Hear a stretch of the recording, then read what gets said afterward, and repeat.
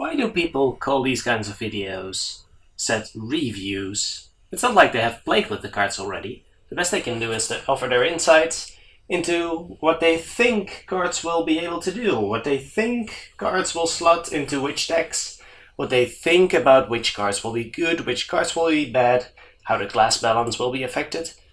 And that's just what I'm about to do here.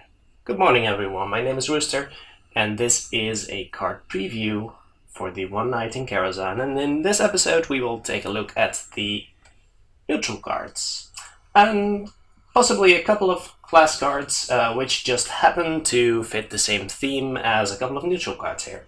So, One Night in Karazhan, 45 new cards, 3 cards per class. So that leaves us with 18 neutral cards, and we'll also take a look at a couple of others. So first of all, we'll take a look at these cards by theme, because that seems like it makes the most sense right now. And first, the kind of obvious team is the Menagerie team, which includes cards like Zoobot, which are concerned with beasts, dragons, and murlocs in your deck. So Zoobot, 3 mana, 3/3, and if you happen to have a beast, a dragon, or a murloc on the table, it will give +1/+1 to each of one of those. So if you have 3 other minions, 1 of each type, it will give +1/+1 to each. But if you happen to have 2 beasts, then only one of them chosen at random will gain a buff. So this may look pretty good actually, because if this triggers just once, then it's actually a pretty good card. If you compare it to Shaman Cleric, for example. Shaman Cleric, obviously, a 3 mana 3/2, which gives a friendly minion +1/+1.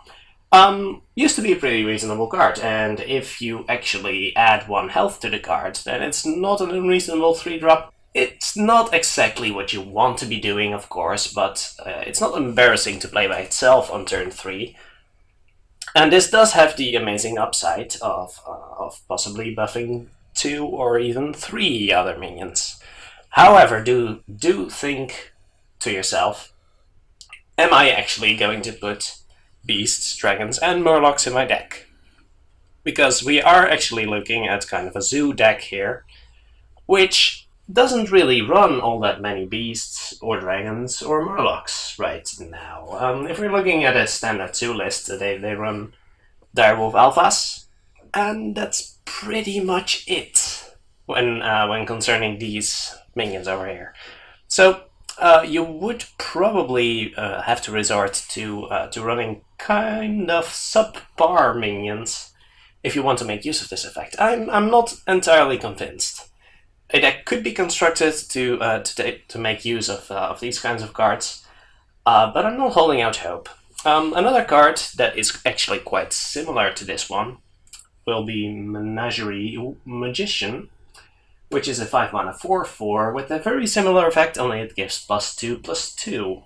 The card is a bit poorer just by itself, although it is a much later card, so the chance of you actually having drawn one of the minions that you would like to be buffed is a bit bigger. You can't really play it in the same turn as one, though, because then you'll be looking at a turn 7 play, probably. But if you can just buff 1 minion with this, then it's actually pretty great, because you'll have a 5 mana 4/4 and a +2/+2 buff, which is, well, most of the time it's actually directed. Because, let's be fair here, you won't be playing these cards that often and have 2 cards of the same creature type on the board. That is just not a thing that's going to happen. So you buff 1 minion with this, that's actually pretty good. If you can buff 2, then it's going to be pretty great and pretty sick, because those stats that you give to the other minion, you can immediately attack with, of course. And that's going to be pretty good. However, are these cards enough upside to be running subpar cards in your kind of minion-centered aggressive deck? I am not quite sure about that. Because, well, dragons, there are a number of dragons played, but you wouldn't slot these cards into a dragon deck. So there would have to be other cards in the deck also. And if you're looking at dragon decks, then maybe mid-range Paladin can run a Morlock Knight or something. maybe they'll run a Kodo, but those decks aren't really looking for this kind of effect. So I like the design of the cards, but I don't really have any faith that they will be doing too much in Constructed. The next card, however, is a legendary card, the Curator, which also happens to run along the same theme, but is an entirely different kind of card. Because we're talking about a 7 mana 4/6 here with Taunt. So that is pretty terrible, right? You're not paying for a 7 mana 4/6 with Taunt. However, this card is not based on you actually having minions in play. It only asks that you have a couple of those minions in your deck. And that is actually quite a difference. Because now you can actually run those situational minions, like, for example, in a mid-range Paladin deck, you could be running a Murloc Knight, an Azure Drake, and a Stampeding Kodo. That is actually fine. And you might even want to slot in a few more of those minions just to make sure that you're actually drawing them, but if the Curator draws 2 cards, it is actually pretty sick. That is a pretty good card. So in any deck that happens to run, let's say a deck that runs 2 beasts and 2 dragons and no Murlocs at all, then it's actually pretty reasonable that the Curator will draw 2 cards for you. You may wish to increase the number of potential targets for it a little bit, but just as a mid-range kind of deck, getting the Curator to draw 2 cards for you is actually pretty good. Because then you'll be having something like the old Ancient of Lore, a 7 mana 5/5, which draws you 2 cards. And this might even be better, because a 7 mana, a 4/6 Taunt could very well be considered better than just a vanilla 5/5.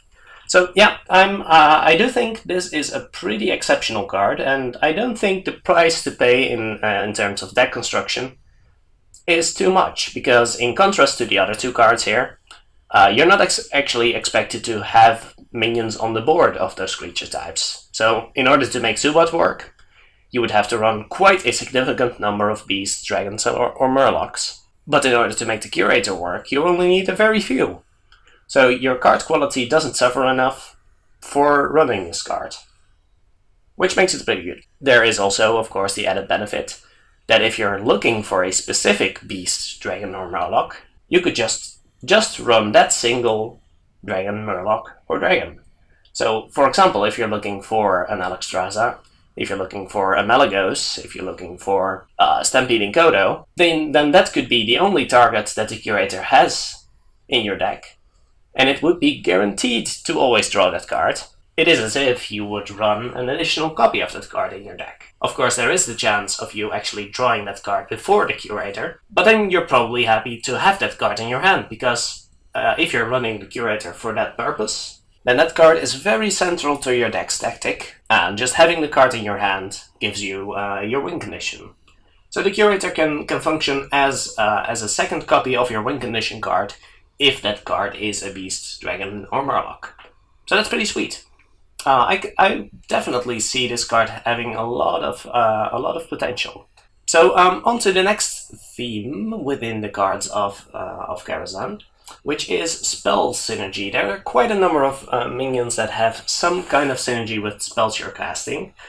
First of all, starting out with Arcane Anomaly. 1 mana 2/1, whenever you cast a spell, give this minion +1 health. So an early drop. Not unsimilar to something like a Mana Wyrm, something like a Secret Keeper, and there are plenty of other examples.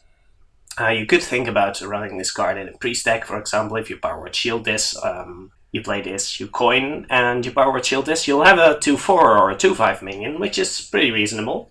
Although, and there's another point that I wish to make when we're examining these neutral cards over here, having 2 attack is actually not that relevant right now.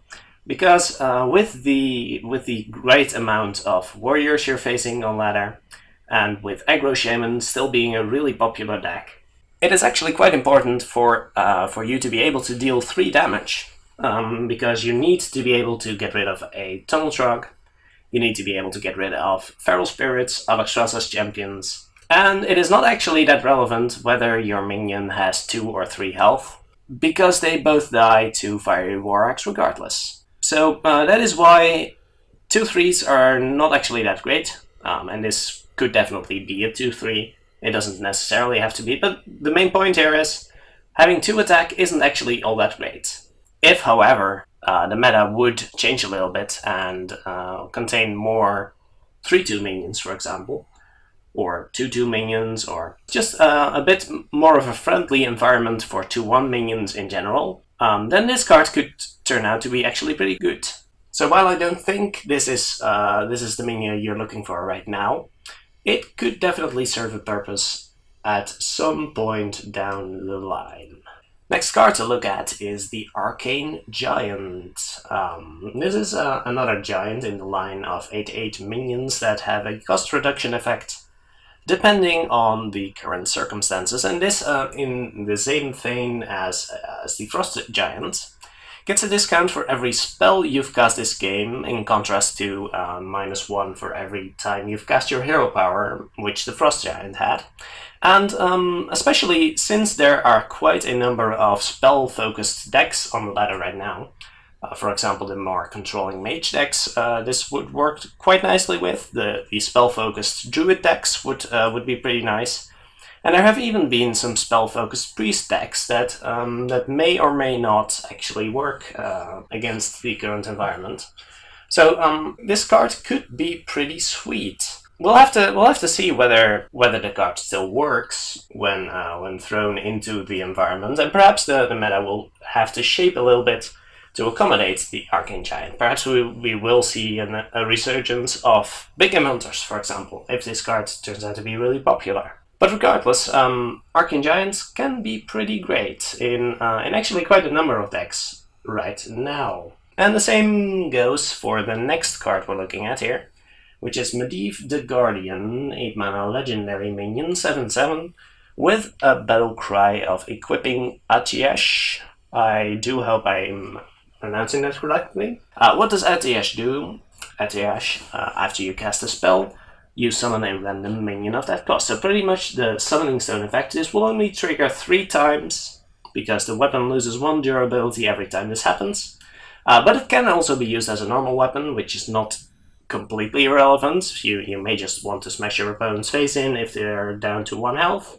But that also means that is vulnerable to weapon removal, such as Harrison Jones or Acidic Swamp Ooze, which in an environment full of warriors and doomhammers can be a little dangerous. However, if we're comparing Medivh to someone like Tirion Fordring, you still have the minion itself when the weapon removal is used, so not all is lost.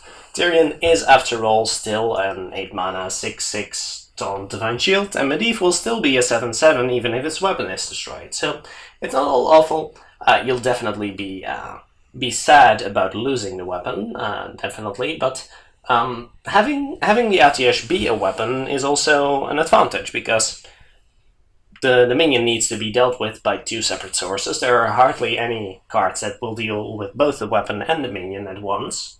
And Atiyesh will grant you gradual value while you use your spells to deal with your opponent's minions, for example. So if you cast a Flame Strike, you get a random 7-drop. If you cast a Twisting Nether, you get a random 8-drop. That sounds pretty great. If you cast a Call to Wild, you get a random 8-drop, but if you're casting Call to Wild, then you already get a board presence, so that might just be too much icing on the cake here. But I could definitely see Medivh work in more controlling Warlock decks, Mage decks, Druid decks. So overall, yeah, I'm in pretty high spirits about Medivh, and definitely high expectations here. Now the next few cards, we'll be looking at some cards that deal with spell damage in particular. So for example, the Shaman card, which is not a neutral card and I'm aware of this, but since we're talking about spell synergy, I thought it would be a good idea to examine other cards, other class cards, that have synergy with spells. So Spirit's Claws is a 1-mana Shaman weapon, which has 1 attack and 3 durability. So kind of similar to a Paladin weapon, Light's Justice, which is a 1/4 weapon, but this one has +2 attack while you have spell damage. And that can change a rather marginal weapon, because Light's Justice is definitely not the greatest ever, into a particularly great weapon, because a 3/3 weapon is definitely worth 3 mana, for example. So what kind of spell damage minion do you expect in a Shaman deck? Well, first of all, more control-y Shaman decks will be running Blood Mage Thalnos, for example, because that's a pretty good card in combination with Lightning Storm, for example. So if you can follow up a turn 1 Spirit Claws with a turn 2 Blood Mage Thalnos, then suddenly you have, for at least 1 turn, you will have a Fiery War Axe in your hand, which is pretty great. No doubt about that. So if you can just attack once with this card for 3 damage, and then you have 2 more swings for 1 damage, then I think this is a very, very reasonable card. And let's not forget the Shaman Spell Damage Totem, or the Azure Drakes, which are doubtlessly in your mind when you're talking about spell damage. Besides that, there are not too many exciting spell damage cards, of course, but it may just be enough. I'm not seeing this card in more aggressive Shaman decks, mind you, because you can't really guarantee to have spell damage in an aggressive deck, so this is not going to really do anything. But if you're running double Azure Drake and Blood Mage, then I can definitely see a Spirit Claws being a very decent inclusion. Perhaps not as a 2-off, but incidental, this can be pretty great, especially since it attacks for 3, which it seems is pretty good against other Shamans and against Warrior, for example. Next card, when we're talking about spell synergy, is also a Shaman card, which is Wicked Witchdoctor. A 4-mana 3/4 minion. Whenever you cast a spell, summon a random basic totem. It is expected to be a card in a more spell-centric Shaman deck, even though summoning a random basic totem is a card you might expect more in a totem-centric Shaman deck. So I'm not entirely sure about the purpose of this card, because a totem-focused Shaman deck will likely run cards like Mana-Tide Totem, Flametongue Totem, Thunderbluff Valiant, for example, perhaps even Bloodlust. Not really convinced about this card here. Thing from Below, of course, will trigger when you get a random basic totem, but I don't think the shell for a deck that fits this card is really exists, to be honest. Because if you want to guarantee actually getting a totem out of this, then you will need to cast a spell on the same turn, and it might be hard to actually protect the 4-mana 3/4 minion, because you're expecting for your opponent to also be doing stuff that's worth 4 mana on his next turn, which likely leaves the Wicked Witchdoctor in a position where it's not really a card you're looking for right now. And finally, in the category of spell synergy, we're looking at Priest of the Feast, which is a 4-mana priest card, 3/6 minion. Whenever you cast a spell, restore 3 health to your hero.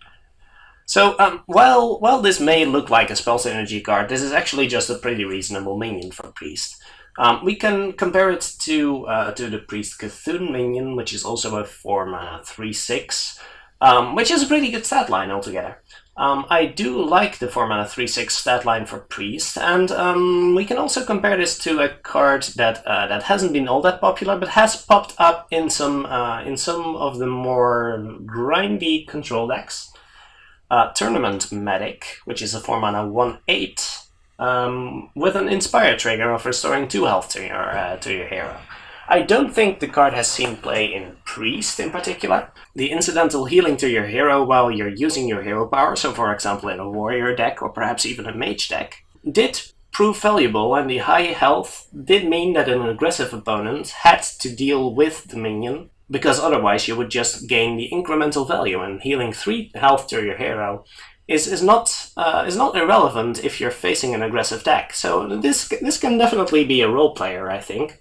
Although you're playing the minion more for its 3/6 stat line than for the health, but the incidental value against aggressive decks might just tilt this card to be better than people expect it to be. And finally, a subject that is closer to spell synergy, secrets. We're looking at a mage card a Hunter card, and finally one more neutral card. So Medivh's Valet is a 2-mana 2/3 Mage minion with a Battle Cry effect. If you control a secret, deal 3 damage. That sounds pretty insane, and it would be, if not for the fact that Mage secrets cost 3 mana.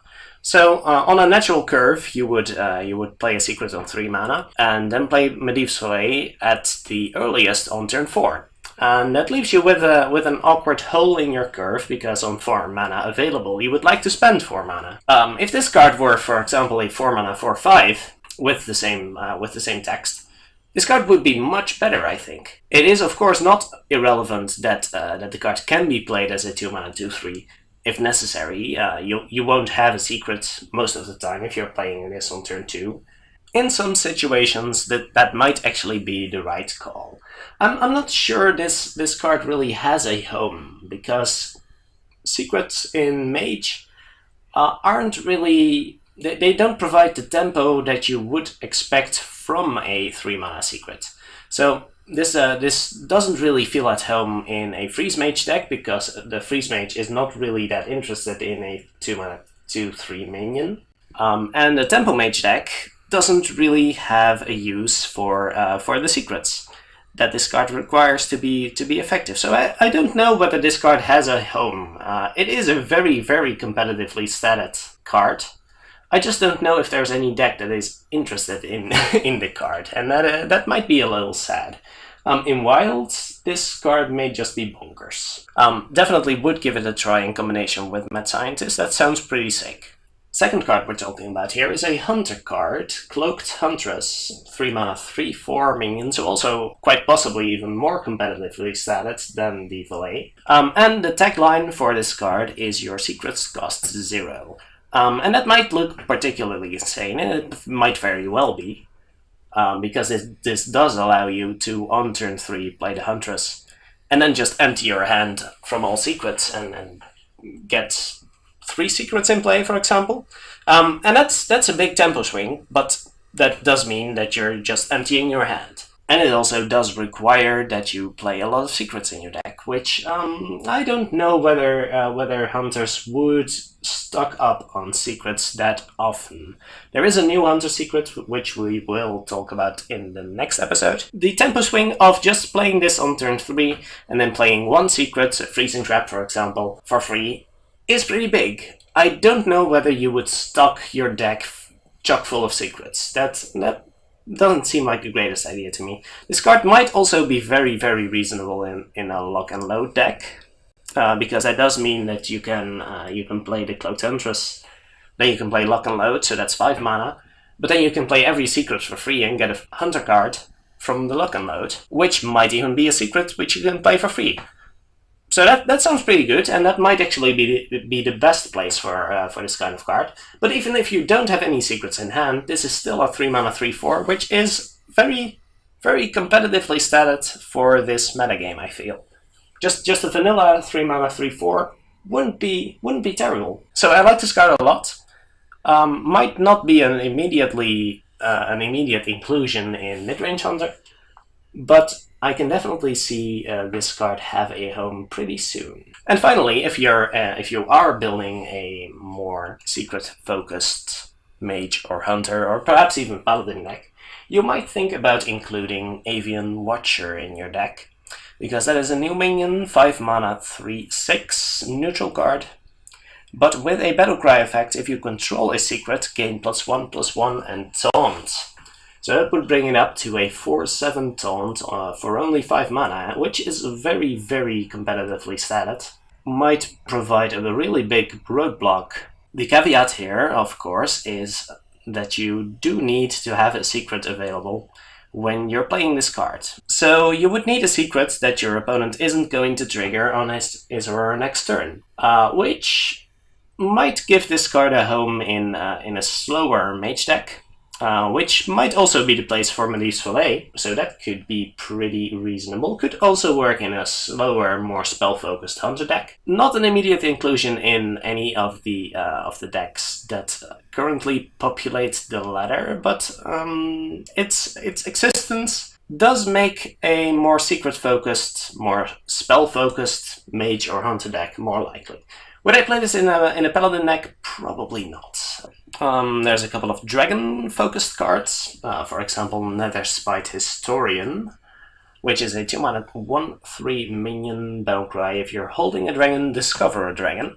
And that sounds pretty sweet. We can compare this card to, for example, Museum Curator, which is a 2-mana 1/2 discover a death roll minion, which used to be pretty good in Priest. It was a Priest card, of course, and this is not a Priest card, so you can run this in any dragon-focused deck, with the caveat that you should be running a decent amount of dragons, and that is where this card might falter a little bit, because the card by itself is not a dragon, and it will only give you a dragon if you already have a dragon. So it doesn't really naturally curve into anything. It does curve with the Blackwing Tactician, for example, but that does require that you keep a dragon in your opening hand. So any deck other than Priest might have a bit of trouble actually getting the dragons to curve early, because the earliest dragons you would want to play in a deck like that could be Fairy Dragon, I guess, but you would play that instead of the Netherspite Historian, most likely. And the other dragons only start at 4 mana. Another problem with a card like this is the stat line, because a 1/3 doesn't trade well with all the 3 damage effects that are prevalent in the current environment. If, however, 2/1 minions would become more popular, or perhaps just even 1/1 minions, then the body for this card would be more relevant. But at the moment, you might just have to ask yourself, why wouldn't I just put another dragon in my deck? Because the 1/3 minion isn't really going to matter too much. On the flip side, however, this card is usually going to give you a pretty good card. Usually a late game card, because the good dragons only start at 4 mana. So if you're including this as a Museum Curator, or as a late game card that you can tailor a little bit to your current situation, then go ahead, but don't expect this card to be any good on turn 2. Another dragon-focused card in this new set is Bookworm, 6 mana 3/6 dragon.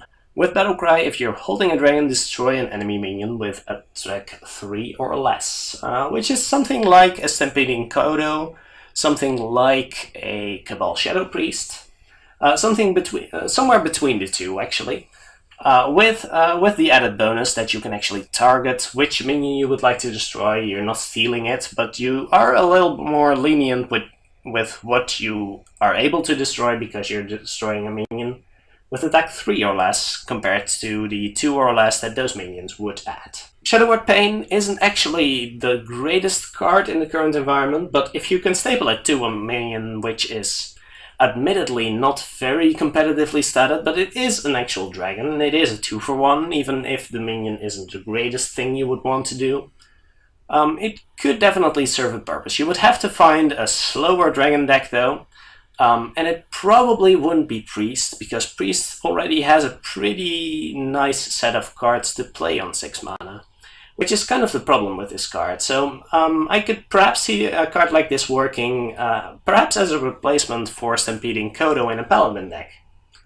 If Dragon Paladin turns out to be a thing, which it very well might, as we shall see when we're looking at the next card, then I can definitely see Bookworm being at least a one-off in a deck like that.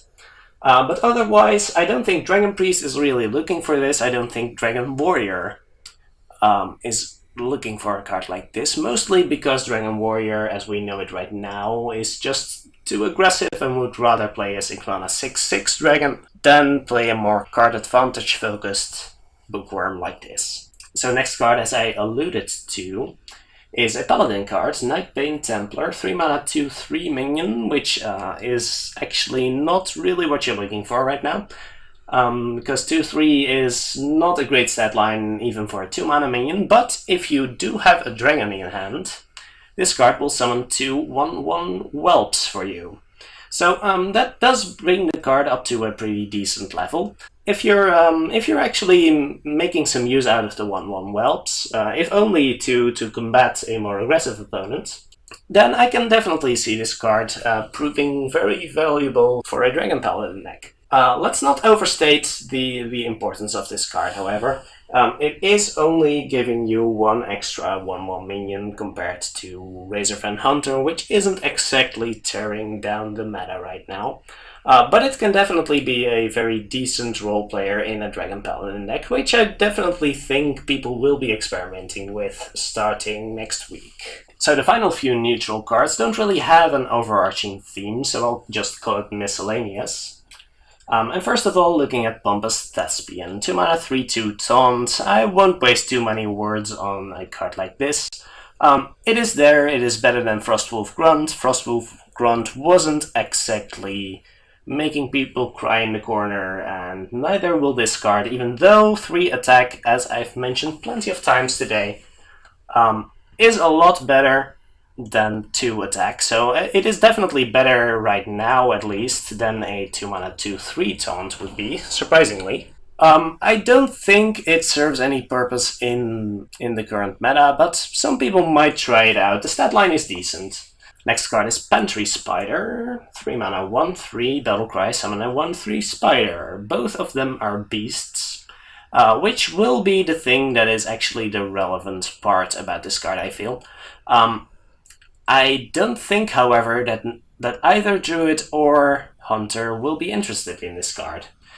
So the only reason I could see for playing this card is if you're playing a very minion-focused deck, for example, a Menagerie-focused deck with Zoobot and other cards like it, to basically get your use out of your buff cards. Hunters will likely instead play a 3 mana 2/5 minion, and so will Druids, because Druid of the Flame is likely going to be the more flexible card between it and Pantry Spider. So, not really seeing any use for this card, but in the future, again, if 2/1 minions might become more popular, then this card might have a place.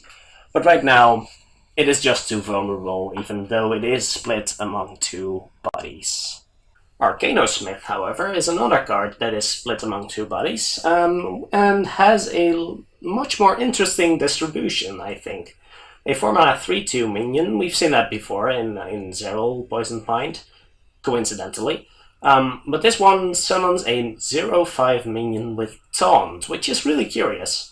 Because this is a very, very skewed distribution, which is really curious, because the 3/2...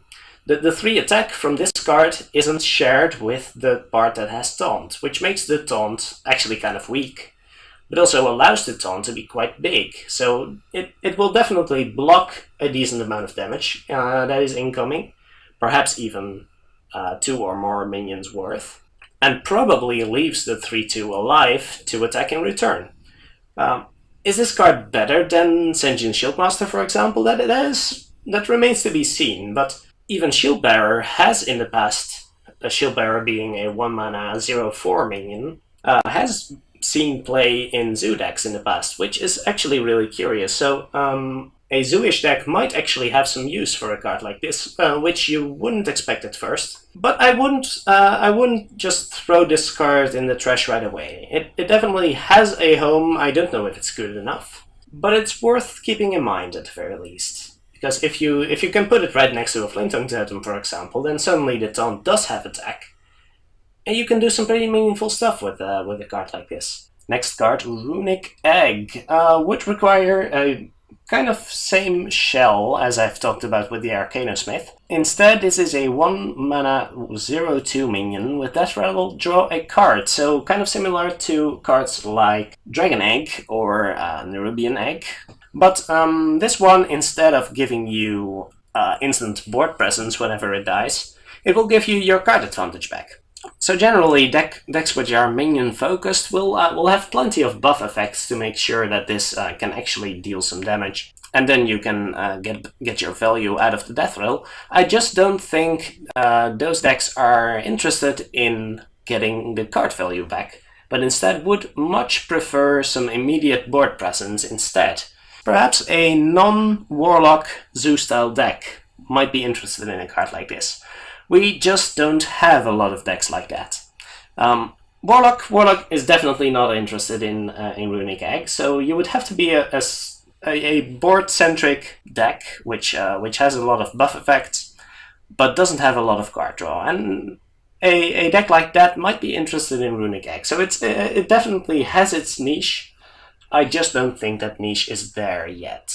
Violet Illusionist is a very curious card, much like the Runic Egg, but in an entirely different way. It is a 3-mana 4/3 minion with the ability during your turn, your hero is immune. It is a very curious effect because it does prevent damage from a lot of different sources. In this case, you would not take any damage from fatigue as long as this minion is on the board, which is pretty good in certain situations. So this is a card that, if left unanswered, will certainly win you the fatigue war. It can also prevent some very meaningful damage taken from weapons. So for example, the new warrior weapon, which we'll take a look at in the next episode, is an obvious combo with a card like this, and that might be decent enough to warrant its inclusion in a warrior deck. But it's mainly just a 3-mana 4/3 minion, which will prevent some damage dealt to your hero, which is basically a healing card. And you would have to be interested in such a healing card before considering a card like this. Other options would, of course, be warlocks, who won't take damage from their hero power if they are playing the Violet Illusionist. Or they might play minions like Flame Imp or Pitlord that would deal damage to their hero. Wrathguard can attack freely, so plenty of self-damage effects in Warlock. I'm not sure that's good enough to really make you want to play the Violet Illusionist, but it can definitely work, and it's worth keeping an eye out for. The card does feel a little weak because of its stat line. 3 health is not really where you want to be for a 3-mana creature right now, mostly because of the abundance of 3 damage effects. This is, however, much more of a late-game card. It just happens that you can also play it as a 4/3 for 3, which isn't particularly great, so just view this as a late-game card. Play it if you want to prevent a lot of damage to your hero. So warriors, maybe. Warlocks, maybe. We'll have to see whether it's worth it. Moroes is a legendary minion, 3 mana, 1/1 with stealth, and at the end of your turn you summon a 1/1 steward, which is just a vanilla 1/1. People have been really skeptical about a card like this, and I would say rightfully so, because, well, there is a lot of incidental 1 damage effects right now, mostly from warriors. Looking at it from another side, how about if we're facing a lot of aggressive decks? Aggressive decks won't generally have a way to deal with a 1 health stealth minion, and if you can play a Moroes on turn 3, and perhaps use some buffing effects to make use of the 1/1 minions that come out, then it will generate some incremental value, which might help you, similar to Dreadseed, for example, might help you deal with your opposing minions a bit more efficiently. So it is a card to consider. I'm not entirely enthused about it, but let's not immediately throw it in the trash bin or just disenchant it for 400 dust, which I'm pretty sure a lot of you, well, perhaps not a lot of you right now, but a lot of people will certainly do right away. And I'm not sure that's the greatest plan. So we're almost there, just a few more cards left, which are just one more rare card, the Moat Lurker, 6 mana 3/3 minion. So you're already expecting a pretty impressive effect right away, because a 6 mana 3/3 minion isn't exactly what you're expecting from a minion with that high a mana cost. So Battlecry, destroy a minion, but Death Rattle, resummon that minion. So first of all, this is something of a temporary removal effect, similar to Reincarnate, for example. Reincarnate would be a thing that you would be a spell that you would cast on, for example, one of your own Death Rattle minions to trigger its Death Rattle and then immediately resummon the minion. A card like Moat Lurker won't immediately resummon the minion, but that might even be an advantage. Because, for example, you're using Moat Lurker on your own Sylvanas. You immediately steal a minion from your opponent, and then the Moat Lurker is in play. It is it is kind of a protection for your board, because if your opponent now wipes your board with, for example, a Flame Strike, then you get your Sylvanas back. So it can be a little risky. You generally don't want to use a card like Moat Lurker on your own minion, but the opportunity is definitely there. You can also use it on your opponent's minion if they have a big taunt that you would like to attack through. Then it can get rid of that. And if their minions have some temporary effects, then it can just disable that. So, for example, Ancient of War, when returned with the Moat Lurker's Death Rattle, will not have taunt anymore. Edwin Van Cleave will just be a 2/2. Just to give a few examples, this is a very flexible card. Future will have to tell whether it's actually a good card, but it is definitely a very interesting thought experiment. And it can definitely do a lot of interesting things. Let's not forget that you can also return this minion to your hand, which will mean that the Death Rattle will not trigger. So that means that the minion it destroyed will be permanently gone. That is not irrelevant, and for example, if you do this through a Shadow Step, then you can play it again using only 4 mana. So that I'm not sure whether the interaction between those cards is a little too cute. You are, after all, still paying 6 mana to destroy a minion, which isn't all that great, but it can definitely still serve a purpose. And now for the final legendary cards in the set. We have Barnes. Barnes is a 4 mana 3/4 minion that requires summon a 1/1 copy of a random minion in your deck. So first, this may either look insane to you if you're immediately in Dream World, where you get a Tyrion, you get a 1/1 Taunt Divine Shield minion with a pretty big Death Rattle, you get a 1/1 Sylvanas, you get a 1/1 which you can immediately silence to get an 8/8 for basically free. But Barnes is also just a 3/4 minion which summons a 1/1. That is the worst case. And the worst case isn't particularly great, but it is also the absolute worst case. There will be a random minion in your deck unless you're playing Barnes with basically no other minions, in which case, why? And if the minion that Barnes summons has basically anything, if it just has taunt, if you summon a 1/1 Bog Creeper, then it's a 4 mana 3/4 minion with a 1/1 taunt, and that is actually not terrible. So as long as your deck has any decent minions that will function even despite their size, then Barnes is going to be a pretty good deal for you, and especially if some of the minions' value is contained within, for example, an end-of-turn effect like Ragnaros, or a Death Rattle effect like Tyrion, like Sylvanas, like Cairn. So Barnes can be pretty insane, and most N'Zoth decks will likely want to at least consider Barnes. And there can be plenty of other cute interactions. You could, for example, run Barnes in a relatively minionless deck to basically guarantee that Barnes finds something like a Malagos again. Can be a little dangerous relying on Barnes to actually make your combo, because if you draw your Malagos before your Barnes, then you will have to wait until you can play your Malagos, because Barnes will not be able to find anything. So again, at the very least, a very interesting card, probably a really good card. Let's be honest here. As long as your deck doesn't contain only vanilla minions, then Barnes is going to be a pretty good deal for you.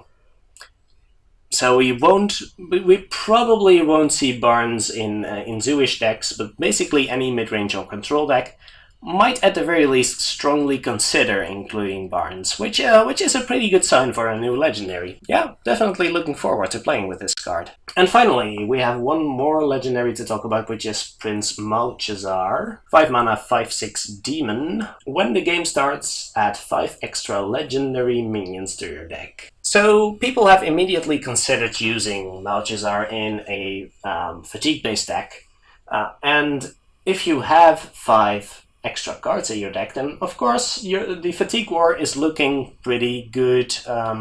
Is looking like odds are definitely going to be in your favor. But let's also consider that you have 5 extra cards, which probably lack any decent synergy with your deck in your deck for the entire game. So this means that your top deck moments are going to be much lower quality, and any deck that actually hopes to win a fatigue game still has to get to that fatigue game. So Prince Malchezaar isn't really doing what it's advertised to do in that occasion, and that is why Elise might still be the finisher of choice in fatigue decks. So please don't consider Malchezaar an insta-win in the fatigue war, because getting there will be much harder with just 5 random cards in your deck. What Malchezaar does do, first of all, it's a pretty sick arena card. Even without knowing what the 5 legendaries will be, you can expect the average legendary to be better than the average card in your deck. So having 5 better cards in your deck will be pretty neat. It will be a pretty good arena card, pretty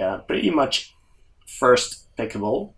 Not embarrassing by itself either, it's just a 5 mana 5/6, which we're not really running pit fighters in Constructed, but it's not embarrassing. So if you have a valid excuse for running Prince Malchezaar in your deck, then you're definitely not sad to draw him either. But when would you play Prince Malchezaar? Well, mostly just for gimmicks, I'm afraid.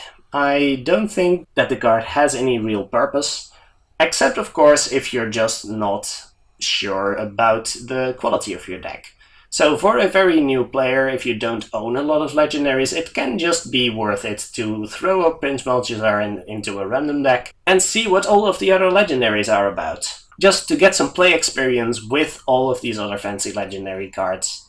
Just don't expect the card to be absolutely amazing. And then you'll be fine. You'll definitely have fun with this card. Alright, so that is it for now. We will be back next episode where we'll look at all of the remaining class cards. We've looked at a handful of them, but that does mean that there are still 25-ish left, so we'll talk for probably another hour. I realize this has been kind of long, but still, thank you very much for watching this one. I do hope you enjoyed. Please, if you have any comments, do let me know, and I will see you again next time.